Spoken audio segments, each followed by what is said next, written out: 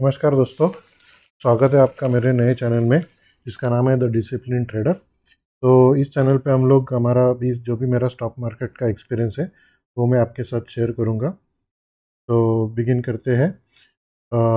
अभी share market में क्या होता है कि आपको पता है कि एक रहता है टाइम और एक प्राइस रहता है, ठीक है। तो बहुत सारे लोग टाइम ट्रेडिंग करते हैं, बहुत सारे लोग प्राइस ट्रेडिंग करते हैं।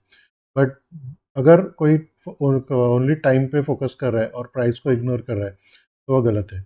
और कोई भी अगर ओनली प्राइस को फोकस कर रहा है और टाइम को इग्नोर कर रहा है तो उसके पास भी एक एज कम हो जाता है। तो एज अ ट्रेडर हमको टाइम और प्राइस दोनों का नॉलेज होना ज़रूरी है। तो क्या है, हमारे पास एक एज आता जाता है, ठीक है। तो अभी हम हमारे चैनल पे वही कोशिश करेंगे, जितना मेरे पास नॉलेज है टाइम एंड प्राइस का मैं आपके साथ शेयर करूँगा। तो आज अगर हम पहला वीडियो चालू कर रहे हैं तो अभी हम लोग का एक टाइम का एक कंसेप्ट सीखेंगे। तो अभी लेटेस्ट जो इवेंट हो गया है टाइम का, जो you can say astrologically event भी है, सोलार इक्लिप्स, ठीक है।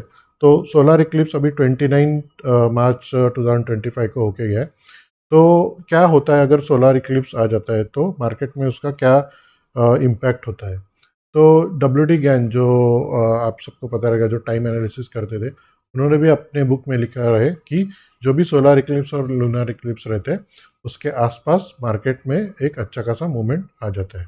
तो वो मूवमेंट अप आता है डाउन आता है वो हम लोग बाद में देखेंगे। बट पहले हमें ये पता होना चाहिए कि किस डेट के बाद एक अच्छा मूवमेंट मार्केट में आ सकता है, तो हम लोग उस मूव को कैप्चर करने के लिए रेडी रहेंगे, ठीक है। तो अभी हम लोग बैक टेस्ट करके देखेंगे लास्ट 2-3 साल का कि भाई अगर सोलर इक्लिप्स आया था तो उसका क्या इम्पैक्ट गिरा था, ठीक है। अभी वो इम्पैक्ट जो रहता है वो टाइप्स ऑफ सोलर इक्लिप्स पे भी रहता है, क्योंकि solar Eclipse total solar Eclipse रहता है, कभी पार्शियल रहता है, कभी एनुलर रहता है। तो डिपेंड अपॉन द टाइम्स उसका उसका जो इंटेंसिटी है उस हिसाब से मार्केट में मूवमेंट आता है, ठीक है। तो हम लोग देखते हैं। अभी चैट जीपीटी में जाके मैंने सोलार इक्लिप्स के पास 3 इयर्स के डेट्स पूछे, तो उसने मुझे 22, 23 एंड 24 ये 3 साल के मुझे डेट्स निकाल के दिए हैं, ठीक है। तो हम लोग अभी इसको one by one back test करते हैं। तो अगर हम लोग 2022 का देखेंगे तो अप्रैल 30 हमारा फर्स्ट डेट निकल के आता है, ठीक है। तो हम ट्रेडिंग वे में जाएंगे, ठीक है। 2022 अप्रैल 30, ठीक है। तो देखिए 30 अप्रैल को क्या था, 29 अप्रैल, ठीक है। उसके बाद का सेकंड में मतलब 30 अप्रैल को हॉलीडे थी। तो हम लोग इसके लिए वन डे प्लस माइनस देखते हैं। तो अगर हम वन डे प्लस माइनस देखेंगे तो 29 अप्रैल हमारा एक प्रीवियस डे आता है, ठीक है। तो उस डेट से अगर भी हम लोग देखेंगे तो मार्केट में बहुत ही कम टाइम में एक 10% का गिरावट आया था, मतलब 1500 पॉइंट्स का एक डाउनसाइड मूवमेंट आया था, जो कि एज अ ट्रेडर के लिए बहुत एक अच्छा मूवमेंट माना जाएगा, ठीक है। तो ये डेट को मार्केट ने, जो भी सोलर इक्लिप्स की डेट था उसके बाद उसका इम्पैक्ट दिखाया है, मतलब मार्केट ने उसको अच्छा रिस्पेक्ट किया है, ठीक है। सेकेंड डेट है October 25, तो हम लोग October 25 पे जाएंगे।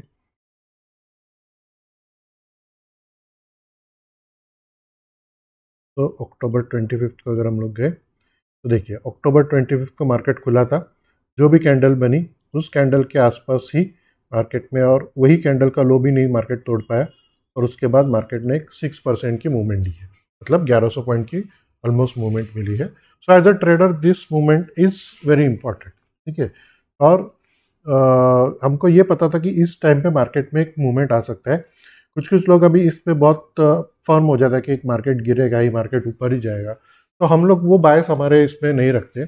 हम इसको बाद में रूल बेस्ड ट्रेडिंग में कन्वर्ट करेंगे कि हमको पता है इधर से मूवमेंट आ रहा है, मार्केट जिस भी डायरेक्शन में जा रहा है हम लोग उसको फॉलो कर सकते हैं, ठीक है। और उस मूवमेंट का हम लोग मैक्सिमम बेनिफिट निकाल सकते हैं। तो ये हो गया 2022 का।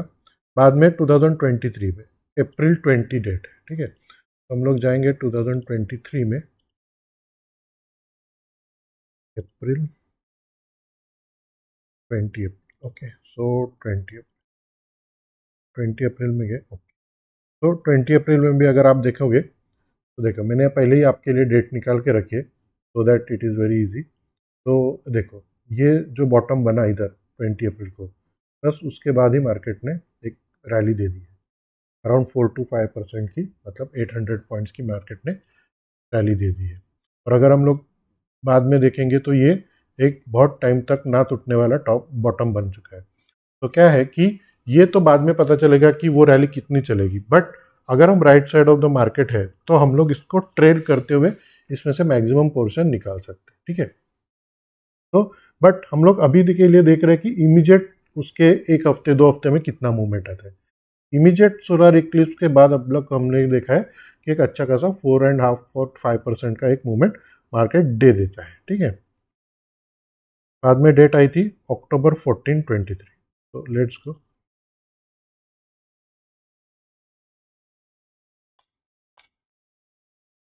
अक्टूबर 14, 23, ठीक है। तो देखिए अक्टूबर 14 को मार्केट बंद था, ठीक है। सो 13 अक्टूबर प्लस माइनस 1 डे हो जाएगा, क्योंकि मार्केट बंद था तो हम लोग एक दिन पीछे और एक दिन आगे का पकड़ सकते हैं। और उसी के टाइम मार्केट ने टॉप बनाया 1 डे आफ्टर, एंड अराउंड 5% की गिरावट, दैट मीन्स अराउंड 900 पॉइंट्स का एक मूव दिया, जो एक ट्रेडर के लिए बहुत ही अच्छा एक मूव है, ठीक है ना। तो ये हो गया अक्टूबर, ठीक है। अभी हम लोग 24 जो रिसेंट ईयर है वो देखेंगे, ठीक है। तो रिसेंट ईयर का डेट पहला है अप्रैल 8, 24। तो वी विल गो अप्रैल 24, 8 अप्रैल। सो 8 अप्रैल के आसपास कुछ हुआ है क्या, दिखते हैं। तो 8 अप्रैल को मार्केट ने ये कैंडल के बाद 2 दिन थोड़ा टाइम पास किया, ऊपर गया बट नीचे बंद हो गया, ऊपर खुला नीचे बंद हो गया, उसी रेंज में रहा। और जैसे ही ये कैंडल के आसपास 2 दिन के बाद मार्केट ने, अगर हम लोग देखे जाए तो अगेन 4.5% यानी 900 पॉइंट का मूवमेंट दे दिया, ठीक है। तो मूवमेंट उस दिन के एक दिन या एक दो दिन के बाद आया, बट मूवमेंट अच्छा खासा आ गया, ठीक है ना। तो वी नीड टू डू, मतलब हमको इसको प्राइस के इसमें रूल बेस में डालना पड़ेगा कि मार्केट किस डायरेक्शन में जा रहा है, उस डायरेक्शन में हमको ये मूवमेंट कैप्चर कर सकते हैं, ठीक है। तो इस डेट को भी मार्केट ने रिस्पेक्ट किया है, जो भी सोलर इक्लिप्स का आया था। उसके बाद का अक्टूबर 24, ठीक है।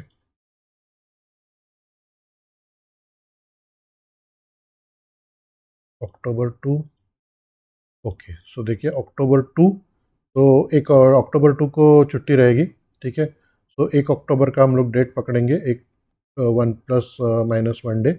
अगर 3 अक्टूबर का पकड़ेंगे तो भी वो भी हाई टूटा नहीं है, तो इसके मतलब मार्केट का ये डाउन ट्रेंड 9% अराउंड 2400 का मूवमेंट ने मार्केट में रिएक्शन मिला है अक्टूबर के डेट में, ठीक है। तो इस डेट को भी मार्केट में रिस्पेक्ट किया है। तो अभी तक हम लोग ने जो 3 साल का देखा उसमें मार्केट ने बढ़िया तरीके से मार्केट ने रिस्पेक्ट दिया। तो ये मूवमेंट कभी कम होगी कभी ज़्यादा होगी, ठीक है, कभी अप होगी कभी डाउन होगी, बट मूवमेंट आने के चांसेस बहुत ज़्यादा रहते हैं। तो अभी जो इवेंट हुआ है 29 अप्रैल को, तो क्या हम एक्सपेक्ट कर सकते हैं कि आने वाले वीक में या आने वाले 2 हफ्ते में मार्केट एक ट्रेंड पकड़ सकता है? तो वी विल ऑब्जर्व दैट। ये तो हम लोग ने देखा पास्ट का, अभी इसके आगे हम लोग ऑब्जर्व करेंगे कि क्या होता है, ठीक है। सो उसको कैच करने के भी रूल्स है, ठीक है ना। ये तो हम लोग खाली देख रहे हैं कि टाइम वाइज मार्केट कैसे कैसे बिहेव करता है, ठीक है। आने वाले टाइम में हम लोग धीरे धीरे वो भी सीखेंगे, ठीक है।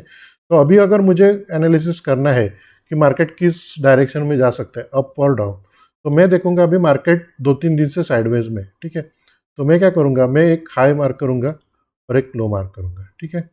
अभी क्या है, अगर ये लो टूटता है तो मैं समझ सकता हूँ कि मार्केट डाउन साइड में एक अच्छा खासा मूवमेंट दे सकता है, ठीक है। और मार्केट अप जा रहा है, तो मार्केट अप ब्रेक कर रहा है, तो मैं समझूंगा कि ये जो ट्रेंड चल रहा है वो मार्केट कंटिन्यू करेगा, ठीक है। तो I will not predict anything, ठीक है ना। जैसे मार्केट डायरेक्शन में ब्रेकआउट या ब्रेकडाउन देगा, उस डायरेक्शन में हम लोग ट्रेड करने का देख सकते हैं with tight stop loss, with tight risk management. क्योंकि कितना भी हो जाए बट हमारा risk management and stop loss वही मार्केट में हमको लंबे टाइम तक रख सकता है, ठीक है। सो देखते हैं आने वाले वीक्स में क्या होता है।